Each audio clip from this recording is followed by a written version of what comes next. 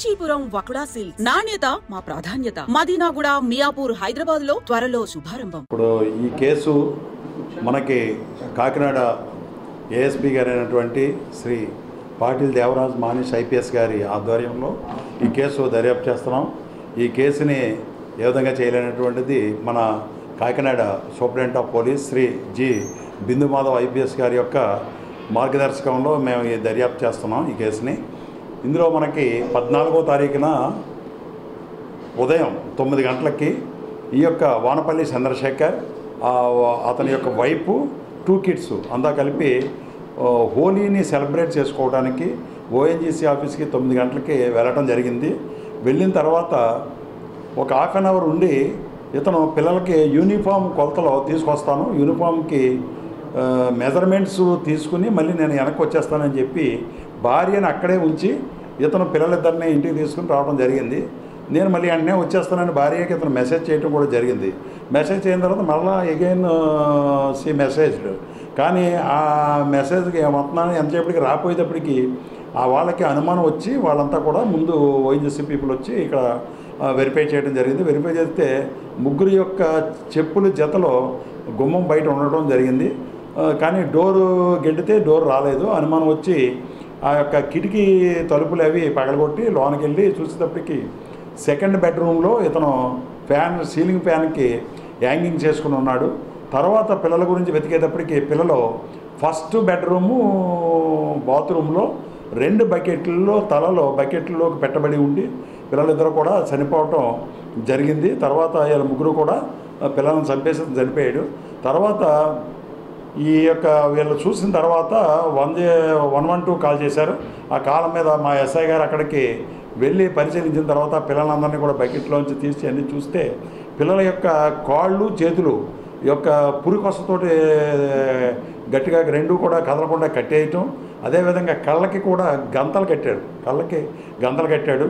పిల్లల్ని ఏదన్నా ఆట ఆడదామనేటువంటి మభ్య పెట్టి జాగ్రత్తగా వాళ్ళని ట్రాప్ చేసి కళ్ళకి గంటలు కట్టిన తర్వాత కాళ్ళు చేతులు టైట్ చేసి వీళ్ళని తీసుకెళ్ళి బకెట్లో ముంచేస్తే అది ఊపిరి ఆడక ఆ పిల్లలు అక్కడ అందులో బకెట్లో చనిపోవడం జరిగింది. తర్వాత ఇతను ఆల్రెడీ ముందే డిసైడ్ అయ్యాడు కాబట్టి ఇతను కూడా సూసైడ్ హ్యాంగింగ్ చేసుకుని ప్యాన్కి సున్ని వేసుకుని చనిపోవటం జరిగింది. చనిపోయిన తర్వాత మా ఎస్ఐ గారు వెళ్ళిన తర్వాత అందరినీ పక్కకు ఉంచి చుట్టుపక్కలంతా కూడా నిశ్చితంగా పరిశీలించే నేర స్థలంలో ఒక సూసైడ్ నోట్ జరిగింది. ఆ సూసైడ్ నోట్ని దాన్ని జాగ్రత్తగా మేము కంపేర్ చేసుకొని ఇది అతనే రాశాడని చెప్పేసి నిర్ధారణకు వచ్చి ఆ సూసైడ్ నోట్ చేస్తే ఆ సూసైడ్ నోట్లో ఏమీ లేదు. నా పిల్లలు భవిష్యత్తు పోటీ ప్రపంచంలో సరిగ్గా చదవట్లేదు. వీళ్ళు భవిష్యత్తులో పోటీ ప్రపంచంలో వీళ్ళు సరిగ్గా చదవకపోతే వీళ్ళ జీవితంలో సరిగ్గా స్థిరపడలేరు. జీవితంలో సరిగ్గా స్థిరపడలేకపోతే వీళ్ళు కొన్ని కష్టాలు పడవలసి వస్తుంది. వీరు పడేటటువంటి కష్టాలని నేను చూడలేను, నేను వాళ్ళ కష్టం పడతాను, నేను భరించలేనటువంటి సైకలాజికల్గా ఒక డిప్రెషన్లో ఉండి ఇంబ్యాలెన్స్ ఫీల్ అయ్యి అతను ఒక నిర్ణయానికి వచ్చి ఆ పిల్లలందరినీ చంపేసి తన ఉరేసుకోవటం అన్నటువంటి జరిగింది. ఇంతవరకు జరిగినటువంటి మా దర్యాప్తులో ఇంకా ఏ విధమైనటువంటి కోణాలు వెలుగు చూడలేదు. ఓన్లీ ఆ లెటర్నే ఉంది. లెటర్లో కూడా వైపుకి మంచి కితాబ్ ఇచ్చాడు, నువ్వు చాలా మంచిదనం అనేటటువంటిది వైపుకి కూడా మంచి కితాబ్ ఇవ్వడం జరిగింది. ఐ మిస్ యూ అని కూడా రాశాడు. అంతవరకే ప్రస్తుతం. కాబట్టి ఈ యొక్క తల్లిదండ్రులు ఈ కేసును బట్టి మనం చెప్పేది ఏంటంటే ప్రజలకి మేము ఇచ్చేటటువంటి సార్ కానీ మేము కానీ ఇచ్చే సందేశం ఏంటంటే పిల్లల మీద ఈ యొక్క చదువు ఒత్తిడి అనేటటువంటిది ఎక్కువ పెట్టవద్దు. అదేవిధంగా 5th క్లాసు 10th క్లాస్ లోపు వీళ్ళు ఏదో చదివేస్తారు, వీళ్ళు అయిపోతారు అనేటటువంటిది ఆశించవద్దు. 5th క్లాస్ వరకు నార్మల్గా ఉండి 5th to 10th క్లాస్ వరకు అబోవ్ యావరేజ్కి వెళ్ళి ఇంటెలిజెంట్ మంచి మార్కులు తెచ్చుకున్న వాళ్ళు ఉన్నారు. ఆఫ్టర్ 10th క్లాస్ కూడా బాగా మంచి కాలేజీ ఫస్ట్, స్కూల్ ఫస్ట్ వచ్చిన వాళ్ళు కూడా చాలామంది ఉండి తక్కువ మార్కులు వచ్చినప్పటికీ కూడా ఇంటర్మీడియట్ మెయిన్ ఎగ్జామ్లో తక్కువ మార్కులు వచ్చి మంచి ర్యాంక్స్ ఎంసెట్లో మంచి ర్యాంక్స్ పొందిన వాళ్ళు ఉన్నారు. కాబట్టి మనం చిన్నతనంలోనే వీళ్ళ యొక్క భవిష్యత్తుని ఎస్టిమేషన్ వేసేసి ఈ విధంగా చేయటం అన్నటువంటిది కరెక్ట్ కాదని పిల్లల యొక్క తల్లిదండ్రులకి ఇందు మూలంగా మా సారు మేము మా ఎస్పీ సారు తల్లిదండ్రులకి ఒక సందేశం తెలియజేస్తున్నాం. కాబట్టి అందరూ పాటించి పిల్లల మీద ఒత్తిడి పెట్టకుండా ఆడుకునే టైంలో ఆడుకుంటారు, చదువుకునే టైంలో చదువుకుంటారు. అంతేకాకుండా ఈ పిల్లల యొక్క ఈ డెవలప్మెంట్ అనేటటువంటిది 2 కారణాల మీద ఆధారపడి ఉంటుంది. ఒకటి హెరిడిటీ అండ్ ఎన్విరాన్మెంట్. హెరిడిటీ అంటే ఈ యొక్క తల్లిదండ్రుల యొక్క తెలివితేటలు, వాళ్ళ యొక్క పేరెంట్స్, వాళ్ళ పూర్వీకుల యొక్క తెలివితేటలను బట్టి ఒక ఐక్యూ అనేటటువంటిది డెవలప్ అయ్యి పిల్లలు ఆ విధంగా డెవలప్ అవుతూ ఉంటారు. కొంతమంది అబవ్ యావరేజ్ బిలో యావరేజ్ ఉంటారు. అదే విధంగా ఉన్న పిల్లలు ఎన్విరాన్మెంటల్ ఎఫెక్ట్ అంటే తోటి విద్యార్థులు బాగా చదువుతున్నప్పుడు వాళ్ళు చదువుతున్నారు, మనం ఎందుకు చదవకూడదు అనేటటువంటిది ఆ యొక్క స్కూల్ వాతావరణం, స్కూల్లో చెప్పేటటువంటి పాఠాలు, టీచర్స్ ఇచ్చేటటువంటి మోటివేషన్ లెసన్స్ని బట్టి కూడా ఎన్విరాన్మెంట్ బట్టి కూడా డెవలప్ అవుతారు. ఇటు హెరిడిటీ ఇటు ఎన్విరాన్మెంట్ రెండూ కూడా ప్రభావం చూపి భవిష్యత్తులో వాళ్ళు డెవలప్ అవుతారు తప్ప ఫస్ట్ క్లాస్లోనే యూకేజీలోనే వాళ్ళ యొక్క భవిష్యత్తుని వాళ్ళు బాగా చదవట్లేదు అనేటటువంటి దానికి మనం ఒక నిర్ణయానికి రాకూడదు. ఈ కేసు చాలామంది తల్లిదండ్రులకి ఒక ఉదాహరణగా నిలుస్తుంది. కాబట్టి ఈ కేసు గురించి మేము మొత్తం ప్రజలందరికీ కూడా మా దేవరాజ్ పాటిల్ సార్ తరపున మా యొక్క ఎస్పీ శ్రీ ప్రస్తుతం సెల్ ఫోన్ లాక్ చేసి ఉంది, ఆ లాక్ని తీయాలి. దాన్ని తీసిన తర్వాత ఇంకా కేసు దర్యాప్తులో ఉంది. ప్రస్తుతం మనకు వచ్చింది ఏంటంటే సూసైడ్ నోట్ని బట్టి ఆ యొక్క పిల్లల యొక్క భవిష్యత్తును దృష్టిలో పెట్టుకొని ఇతను మెంటల్గా డిజార్డర్గా మానసికంగా సంక్షోభంలో ఉండి డిప్రెషన్లోకి వెళ్ళి అటువంటి నిర్ణయం తీసుకున్నాడు తప్ప అంతకు మించి ఏమీ లేదు. మాకు కూడా ఇంతవరకు దర్యాప్తులో ఏ విధమైనటువంటి కోణాలు దీంట్లో వెలుగు చూడలేదు, రాలేదు. So what we have observed there was one person committed suicide and his 2 children were with tied hand dipped in the bucket. So they were dipped in that bucket with suffocation.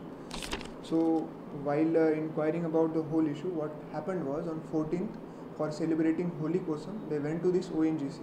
The person named Kishore Chandra, he works in ONGC. So they went there for Holi celebration. Around 9 am they went into ONGC.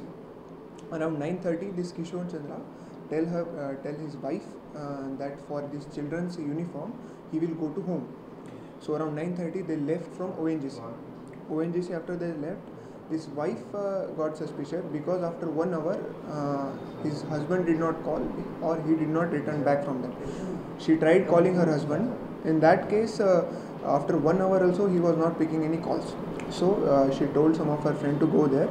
She tried to knock his door. We also have that CCTV also is there that his friend came and they tried to knock their door off, but he is not picking up. Around 10:30 and 11, they break the window open using the screwdriver. This with the help of a watchman and some other person, they break the window open. And when they enter, they saw this view of this person hanging in the second bedroom, and these 2 children are dipped in the bucket in a main bedroom hall. So that was there. We are also suspecting. We also got the suicide note there. In that suicide note, it was mentioned that due to the fear of his children future in this competitive world, as his children were recently transferred from some school, he was feared that his children will be not surviving in this whole modern or competitive world. That's why he was so afraid. It was totally imaginative on his part. We also have the suicide note.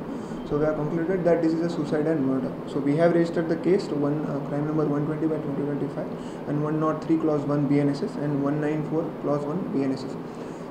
So far we have only got 3. I think we are also suspecting some mental stress or trauma in this case. So that's why we have so far we have this information. In this case also there is no foul play, as this building they have on the 2nd floor. So there is no other entry for this. There is no other balcony door, or you can say another entry, forceful entry is not there. Only the main entry is there, and on that main entry they have all entered. So there is no foul play, there is no other person involved in this. It's purely a suicide and murder case.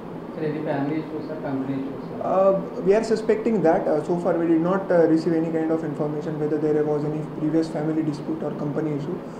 We are suspecting some kind of mental stress must have been there, because in suicide note also we have seen that it is an imaginative way. What he told that in competitive world his children will not able to survive. So he was tense about their future. So that's why he committed suicide and murder. Yeah, these issues are previous. We are also suspecting that so far we did not encounter any health issues, and we did not have any kind of information whether he was surviving from any mental issues. So that is there.